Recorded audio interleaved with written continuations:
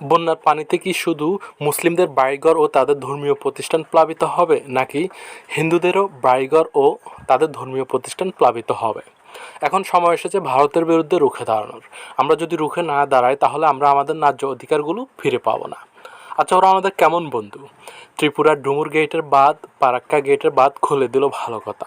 আচ্ছা, ওরা তো বেশি দিন হয় নাই, এই তো 5ই আগস্ট 2024 সাল পর থেকে বাংলাদেশের সংখ্যালঘুদের নিয়ে অনেক চিন্তা করতেছে এবং বিভিন্ন প্রোপাগান্ডা চালিয়েছে তাদের মিডিয়ার মাধ্যমে এবং এখনও চালাচ্ছে।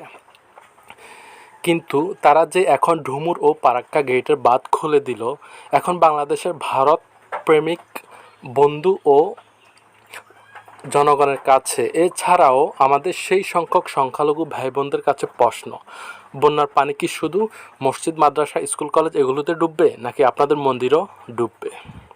আশা করি বিবেকের কাছে প্রশ্নটা করবেন।